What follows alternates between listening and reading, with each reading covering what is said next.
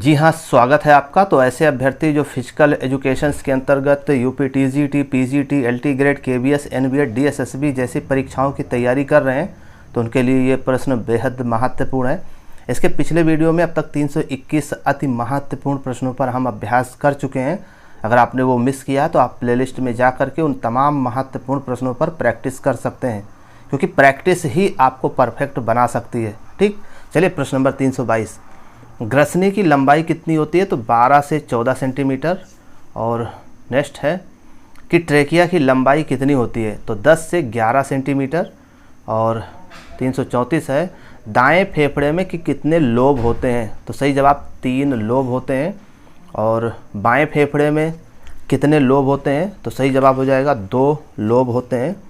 और next question है, दाएं फेफड़े का भार कितना होता है? 620 ग्राम का होता है। और बाएं फेफड़े का भार कितना होता है? 560 ग्राम का होता है। और 2 फेफड़ों के बीच के स्थान को क्या कहते हैं? मीडियास्टिनम।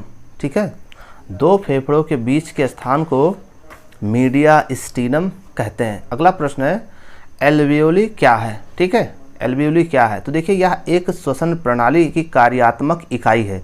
इसके माध्यम से ऑक्सीजन को शरीर की कोशिकाओं में ले जाया जाता है, ये होता है एल्वियोली। नेक्स्ट क्वेश्चन, वायु कोश किसे कहते हैं? तो सही जवाब होगा एल्वियोली को वायु कोश के नाम से जाना जाता है। और एक सांस में वायु का अंदर और बाहर निकालना, ये क्या कहलाता है? तो इसको बोलते हैं टाइडल वॉल्यूम। और नेक्स्ट क्वेश्चन की बात करें तो मांसपेशियों में ऑक्सीजन को किसके माध्यम से लाया जाता है, उसे क्या कहते हैं? तो सही जवाब होगा मायोग्लोबिन। और नेक्स्ट क्वेश्चन है कि मायोग्लोबिन क्या है? ऑक्सीजन बाइंडिंग प्रोटीन, ये है मायोग्लोबिन। और प्रश्न नंबर 344 है कि मायोग्लोबिन पाया जाता है कहाँ पे? कंकाल की मांसपेशियों में, फाइबर में, हृदय की मांसपेशी में। कंकाल की मांसपेशियों में और फाइबर में और हृदय की मांसपेशियों में ये मायोग्लोबिन पाया जाता है। अब बात कर लेते हैं 345 की।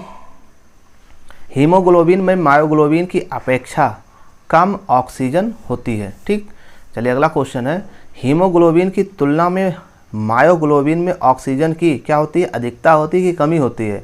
तो सही जवाब होता है अधिकता होती है। ध्यान रखना इन पॉइंट्स को। और मायोग्लोबिन ऑक्सीजन के कितने अणुओं को ले जा सकता है? तो सही जवाब ये सिर्फ 2 अणुओं को ले जा सकता है।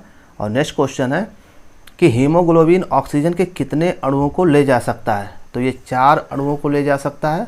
और प्रारंभिक थकावट के बाद सांस लेना, ये क्या कहलाता है? तो इसको सेकेंड विंड के नाम से जाना जाता है। ऑक्सीजन डेप्थ की खोज किसने किया था? तो सही जवाब एवी हिल ने किया था। अगला प्रश्न बेहद महत्वपूर्ण है, ऑक्सीजन ऋण क्या है?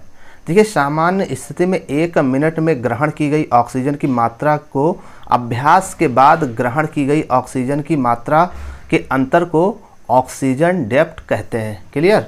चलिए प्रश्न नंबर 352, रक्त में ऑक्सीजन का निम्न स्तर क्या कहलाता है? हाइपोक्सीमिया। ठीक, चलिए अगला प्रश्न है, ऊतक में ऑक्सीजन का निम्न स्तर क्या कहलाता है? हाइपोक्सिया। तो ये महत्वपूर्ण बिंदु है जो बेहद ज़रूरी है आपके पेपर के लिए। श्वसन नियंत्रण केंद्र किसे कहते हैं? तो मेडुला ऑब्लोंगेटा और पोन्स, ये है श्वसन नियंत्रण केंद्र। चलिए 355 पर हम पहुंच चुके हैं। श्वास की दर नवजात बच्चे में कितनी होती है? 40 से 45 बार। और भी महत्वपूर्ण प्रश्नों पर चर्चा इसके नेक्स्ट वीडियो में।